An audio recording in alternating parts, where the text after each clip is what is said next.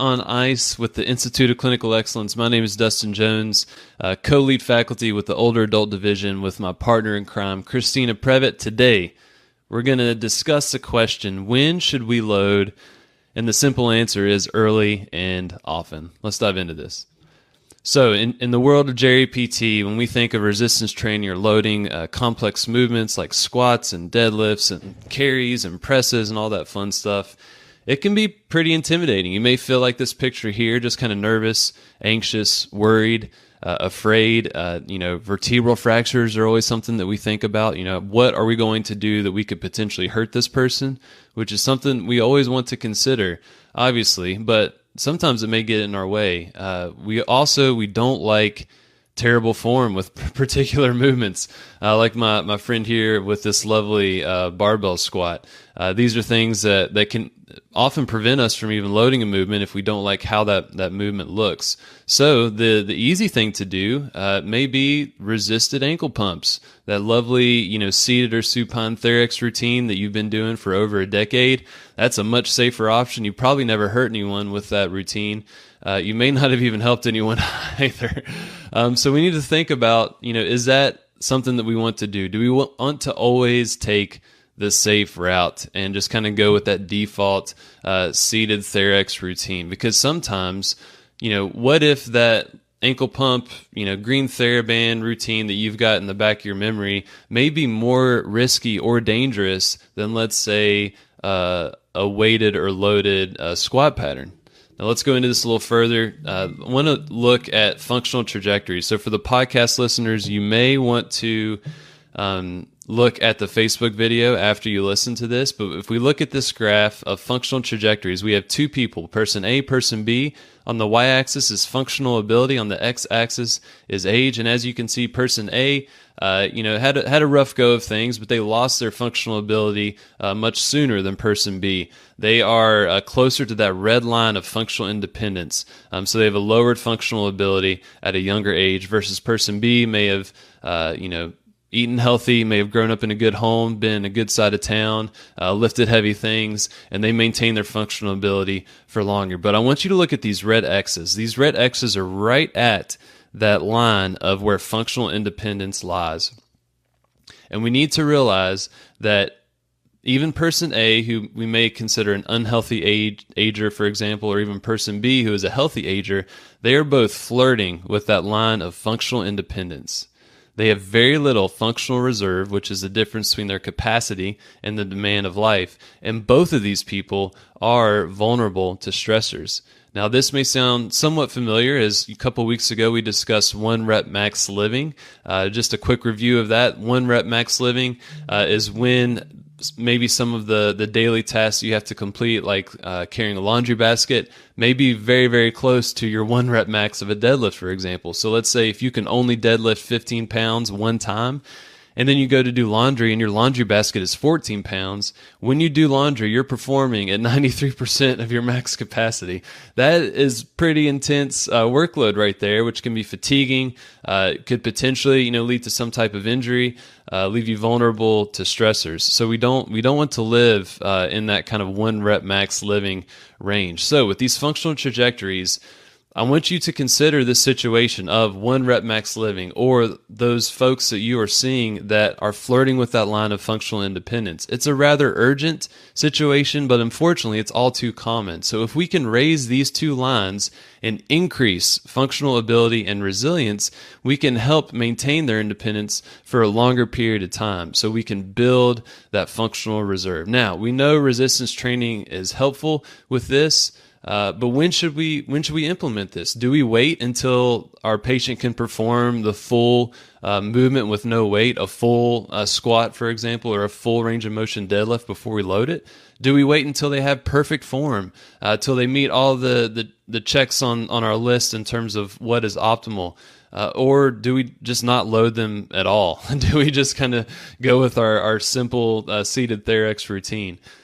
So the answer to this, we want to load early and often. Now, how or why should we go early and often? So the big thing is the benefits that we get from resistance training, or gains with the Z, the improved strength, the power, the changes in the muscle physiology, the improved metabolic efficiency, so many things that we have been shown, excuse me, they've been shown to be beneficial with resistance training.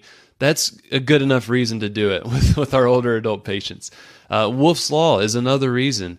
Our body's ability to adapt, and particularly, increase bone strength and lay down bone based on stressors, is a beautiful thing and would be very beneficial for many of our patients. Also, time efficiency. This is something that in my setting in the home health arena has been very, very helpful.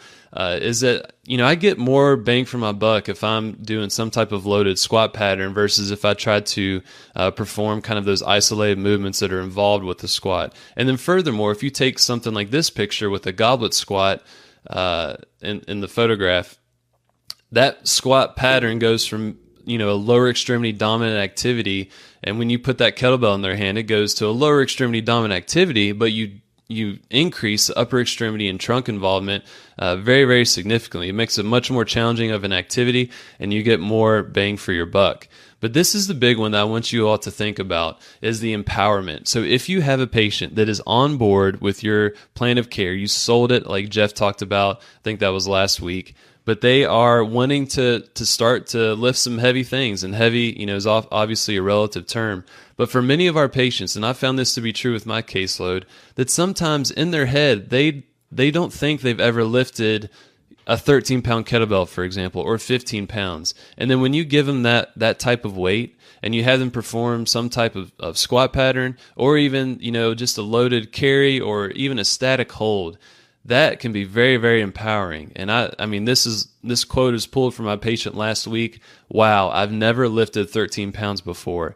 But we know she has. She had kids. She's carried groceries, but in her mind, she didn't know those were 13 pounds. And I handed her that kettlebell, and her perception of herself and her capabilities completely changed. And I had to actually email her son a video of her doing these squats because he wouldn't believe her, because he didn't have a good reference of what 13 pounds is.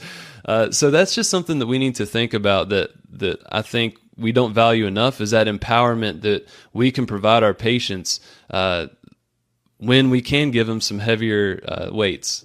Okay, so how to load early and often. So the first thing we need to think about is optimal, not perfect. Christina says this very often, but if we're waiting until our patients have perfect alignment during squats and deadlifts, for example, we never load them. We would miss out on that very, very unique opportunity where people are kind of flirting with that line of functional independence. So we can't wait for perfect. It's just not going to happen with a lot of our patients that may have some type of mechanical limitation, like with thoracic extension, for example. So we need to consider that. So we want to look for optimal, given their limitations, their situation, and work within those parameters. So let's say for a deadlift, instead of trying to get that perfect alignment when you're using that PVC pipe to get, their head, their thoracic spine, their sacrum to be touching that PVC as they're performing that hip hinge pattern, that may not happen. They may only be able to touch, their thoracic spine, their sacrum with that PVC pipe. But what if we just looked for no changes in that spinal position as they're performing that movement? We can still load that, maybe not as heavy as we would want to go, but we can still load it and get those benefits. So optimal, not perfect. Consider partial range of motion. This can often allow you to load some of these more functional movements much, much sooner than if you were to try and get full range of motion without weight prior to loading. Take this video, for example. This is my friend performing some elevated goblet squats, 13 pounds. She can't do a body weight, sit to stand, but we can elevate that surface. I can hand her this weight, and this is a very challenging activity. It's definitely, worked to improve her strength, and definitely has empowered her, and she views herself in a different light. So partial range of motion, whether you elevate a surface or let's say elevate the weight with a deadlift, can allow you to do this much, much sooner. Consider assisted range of motion. So the example on the left is a suspension system, or TRX, where this woman is loaded with a weighted vest and performing a pistol squat. I'm not advocating for pistol squats with older adults per se, but we can do this type of assisted, with suspension training systems or even a sync, for example, while they're still loaded with a weight vest, for example. Or if you look at the picture on the right, I could have given my patient maybe a little bit more assistance. I wasn't really doing much here, just contact guard, but I could have given her men assist.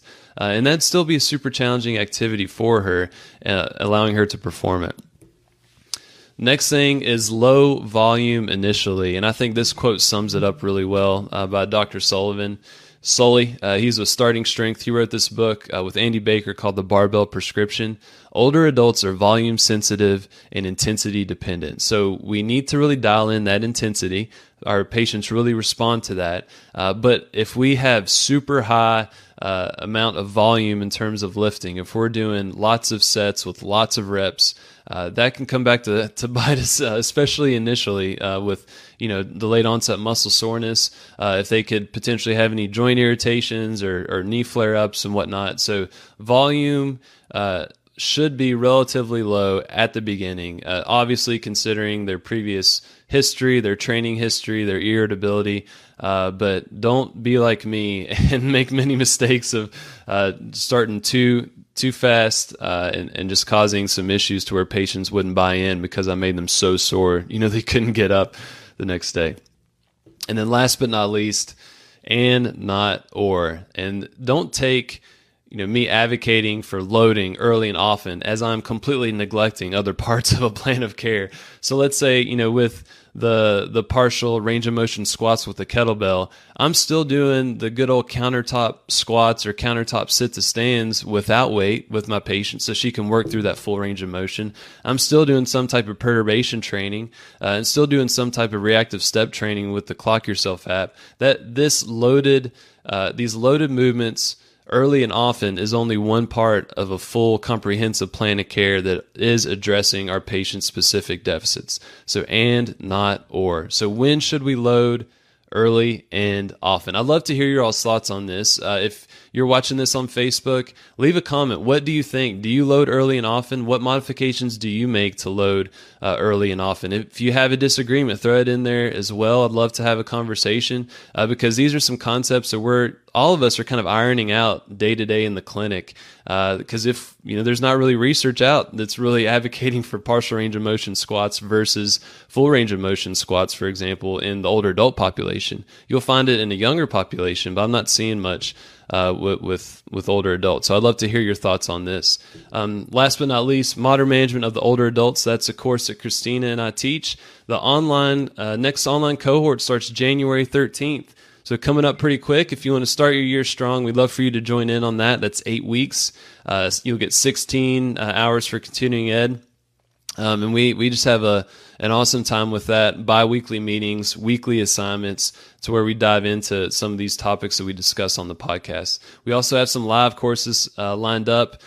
February, we're in Casper, Wyoming. March, we're in Deadwood, South Dakota. We just booked a course in Asheville, North Carolina for you East Coasters in June.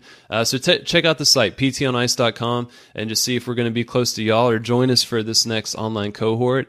And I hope y'all have a lovely Wednesday, and I will talk with you in a couple weeks.